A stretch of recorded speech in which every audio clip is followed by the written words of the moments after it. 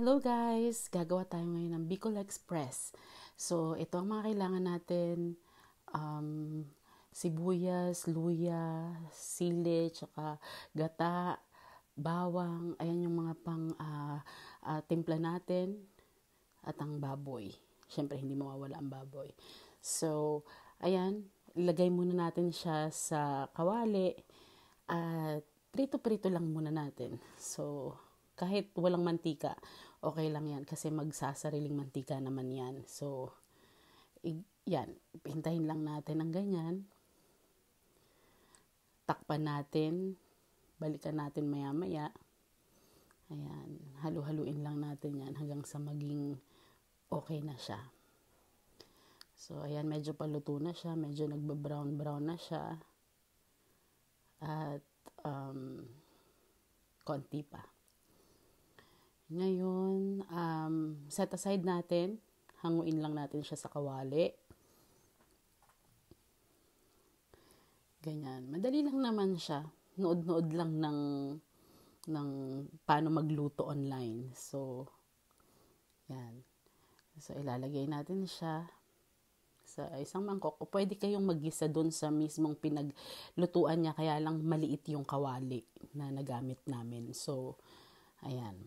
So, sa isang kawali, medyo malaki-laki na to, magigisa tayo ng sibuyas. Next natin dyan is, syempre, yung luya.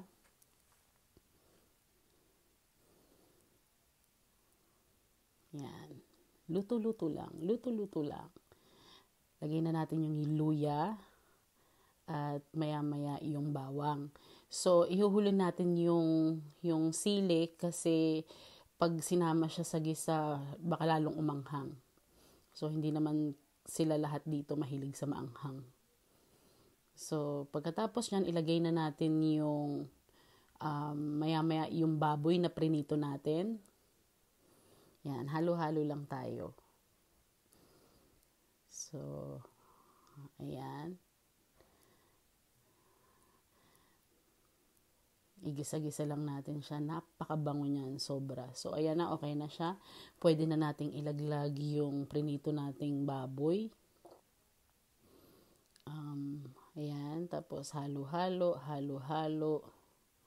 Actually, since dito sa France, wala naman siyang fresh na nyog, gata. So, yung mga nasa karton lang yung nabibili namin dito, tsaka lata. Baka meron somewhere, pero hindi ko alam kung saan nabibili yung fresh gata.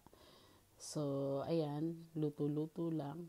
Pasensya na kasi medyo, ako lang yung nagbi-video niyan, medyo hindi siya nasa-center yung niluluto ko. So, lagay na natin yan. Yung gata. Wala nang unang gata, pangalawang gata. Lagay ko na lahat yan. Tapos, yan. Dapat hahatiin ko pa yung gata niyan since konti na lang yung matitira, nilahat ko na. So, papakuluan na lang natin siya. Ng ganyan. So, halo-halo. Okay lang yan kung medyo marami yung gata. Mukha lang siyang umaapaw. Pero kasi pag nakulo na yan, kukunti na lang yung gata niyan. Yun yung masarap, yung magmamantika talaga siya.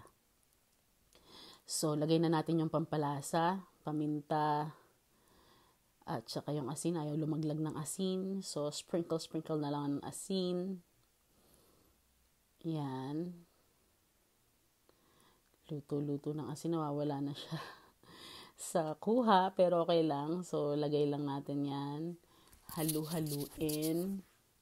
And then after that, tatakpan lang natin siya hanggang sa kumulo na siya. Yan.